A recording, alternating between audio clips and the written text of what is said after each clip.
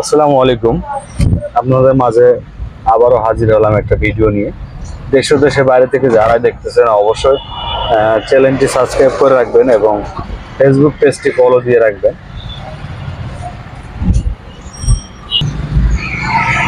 ঢাকা শহর আবার আস্তে আস্তে জ্যামজট শুরু হয়ে যাচ্ছে।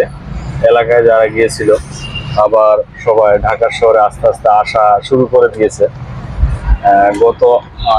গতকালকেও রাস্তাঘাট মোটামুটি রাস্তা যা ছিল মোটামুটি ফাঁকা ছিল। আজকে থেকে মোটামুটি জ্যাম শুরু হয়ে গিয়েছে, মোটামুটি জ্যাম আছে। হয়তো এই সপ্তাহের ভিতরে ঢাকা শহরটা আবার আগের মতো হয়ে যাবে। এই সপ্তাহের ভিতরে হয়তো ঢাকা শহর আগের মতো জ্যামজট হয়ে যাবে আবার। মোটামুটি ঈদের ভিতরে গাড়ি চালায় অনেক শান্তি পেয়েছি, বাস্তব সত্য। দীর্ঘ 2 বছর পরে, 2 বছর বলতে প্রত্যেক ঈদের সময় এরকম থাকে। রোজা ঈদ, কোরবানি ঈদ, প্রত্যেক ঈদেই এরকম রাস্তাঘাট ফাঁকা থাকে। ঈদে যারা ছুটিতে যায় তারা তো যায়, আর যারা গাড়ি চালান কর্ম ব্যস্ততার কারণে আসলে চাকরির ক্ষেত্রে গাড়ি চালাতে হয়, তারা বলতে পারবেন রাস্তাঘাট কিরকম ফাঁকা থাকে। করোনার সময় যেরকম রাস্তাঘাট একদমই ফাঁকা ছিল, কোনো গাড়ি ঘোড়া চলতো না, ওই সময় তো বেশি ফাঁকা ছিল। করোনার সময় তো একদমই টোটালি গাড়ি চলতো না, শুধু অ্যাম্বুলেন্স এবং ইমার্জেন্সি যে গাড়িগুলো ছিল ওই গাড়িগুলো করোনার সময় চলতো, আর বাদ বাকি কোনো গাড়ি তো চলাফেরা করতো না আর কি করোনার সময়। আর ঈদের সময় বিশেষ করে বাস কিছুটা চলে আর কি। ঢাকা শহরের লোকাল বাস যেগুলো আছে মোটামুটি চলে, ওইভাবে চলে না। এমনি যে সময় এমনি সময় যেভাবে চলে ওরকম ভাবে চলে না, মোটামুটি চলে। আর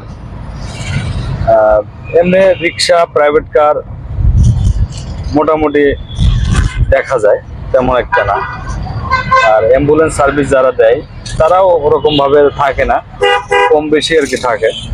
মোটামুটি মনে করেন যে 100-150 গাড়ি থাকলে স্ট্যান্ডে তার থেকে মনে হয় 40-50 জন থাকে। সবাই তো আর ঢাকা শহরে ঈদ করে না, যাদের প্রয়োজন কর্মব্যস্ততার কারণে থাকতে হয় তারাই থাকে। আবার শুরু হচ্ছে সে জ্যামজট, আস্তে আস্তে জ্যামজট শুরু হচ্ছে আবার। আসলে ফাঁকা থাকলে আসলে গাড়ি চালায়ও শান্তি এবং মন মানসিকতাও ভালো থাকে।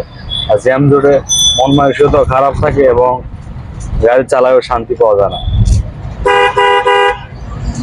পুরা ঢাকা শহরটা যদি ঈদের মতো যেরকম ফাঁকা থাকে, ঈদে যেরকম ফাঁকা থাকে, এরকম ফাঁকা থাকলে সারা সবসময় যদি এরকম ফাঁকা থাকতো, চলাফেরা করে অনেক শান্তি হতো। দেখেন কারবারটা, সে মনে হয় যে হেলিকপ্টার চালাচ্ছে, সে সাইকেল চালাচ্ছে, সোজা ঢুকে ডান পাশেও যায় না বামেও যায় না, মাঝ বরাবর আসে, কি করবে দিশে খুঁজে পাচ্ছে না।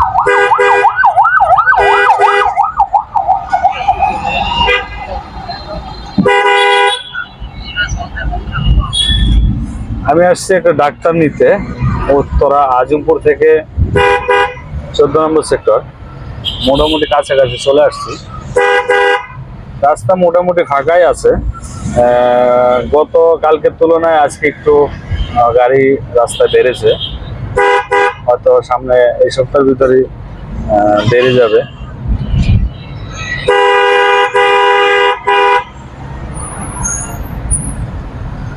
উত্তরা থেকে বাংলাদেশের যে কোনো জায়গায় যেতে হলে অ্যাম্বুলেন্স প্রয়োজন হলে অবশ্যই যোগাযোগ করতে পারেন, নাম্বার দেওয়া আছে স্ক্রিনে। যাদের প্রয়োজন হবে অবশ্যই যোগাযোগ করতে পারেন, রাত দিন 24 ঘন্টা। যাদের প্রয়োজন হবে অবশ্যই যোগাযোগ করবেন। অ্যাম্বুলেন্স এবং লার্জ বাই ফ্রিজার গাড়ি, আইসিইউ, লাইফ সাপোর্ট গাড়ি, এসি নন এসি গাড়ি সব ধরনের ব্যবস্থা আছে আমাদের।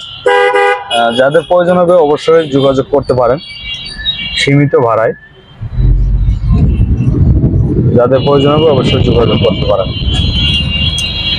এটা হচ্ছে সিঙ্গারের মোড়, ঢাকা উত্তরা সিঙ্গারের মোড় বলে আর কি। সামনে 14 নম্বর সেক্টর, আমি 14 নম্বর সেক্টরে যাব।